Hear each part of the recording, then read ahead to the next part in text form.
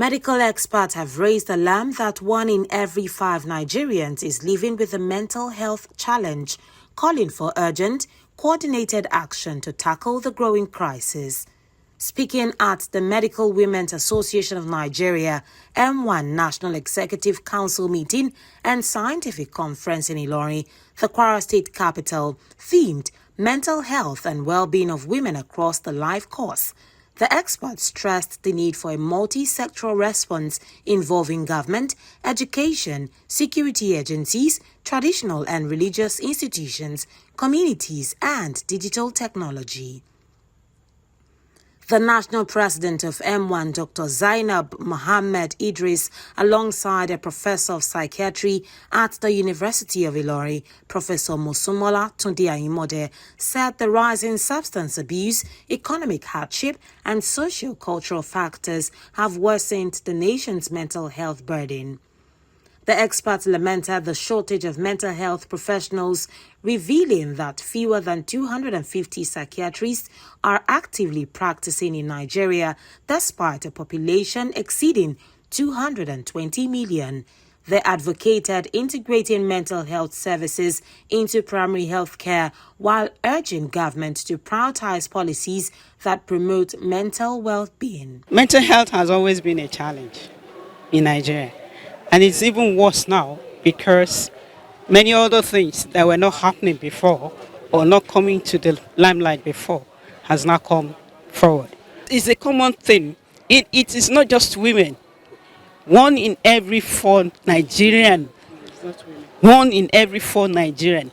Why I did retain that statistics is that for those who have the problem, women are twice likely to have mental health challenges, the common ones, like anxiety or depression. Is it that anxiety about self, anxiety about their children? You know, those things are there. So it is.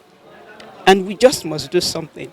If 1 out of every 4 has problem, then we're in trouble. And we must do that. Less than 250 psychiatrists are actively practicing in Nigeria, for a population that is greater than 220 people. That's a joke. We must do something that has to work.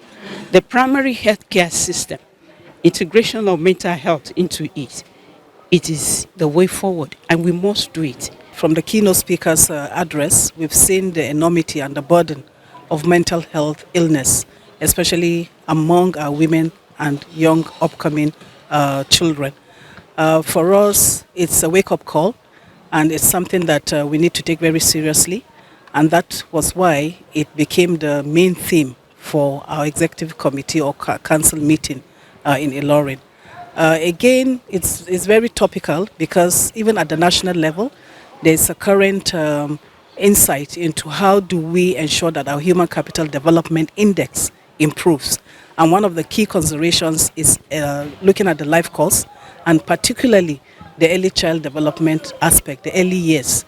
Right now in Nigeria, I'm sure that we have a Mental Health Act, but I'm not sure that, we have fully implemented it, because if we do, mental health will be more established. There's also a lot of stigma in our society, and people tend to look down on people with mental health. We have a lot of traditional beliefs, So we find that somebody with dementia or somebody with depression may be labeled as a witch. So we're hoping that, when we talk about this, we have discussions such as this, especially as doctors who are also positioned to treat illnesses, mental health illnesses. Then the society will be much more open, stigma will reduce, and then we keep amplifying our voices until it gets to, the places where it matters, that in policy making, in government, we integrate mental health into primary health care so that you don't have to travel a far distance or to a specialist hospital to see a mental health specialist. The role government has to do is to strengthen the mental well-being of the society by creating a group, giving lectures,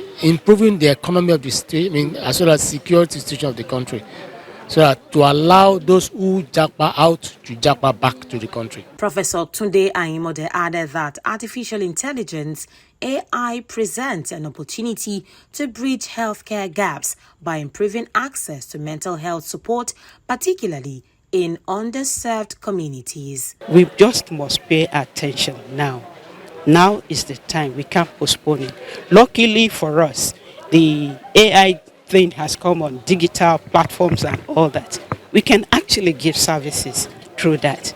It may be on the whole a bit cheaper to give instruction. This is what to do, this is how to do it and all that. And the phone, as a psychiatrist, I don't have to travel to Omupo to help somebody there. Our hands are not only accustomed to domestic care, but we are also brilliant giants of the medical professions. In balancing this multifaceted task, our mental health often takes its backseat. The conference concluded with a call for stronger partnerships, policy reforms, and expanded community-based interventions to ensure mental health becomes a central component of national health and development programs. Rachel Arokoyo reporting for Curious Television. This is Curious Television, a professional online-based television committed to promoting truth, balanced and objective reportage without fear. Please like, share and subscribe to our YouTube and Facebook channels. Curious Television, fearless pursuit of truth.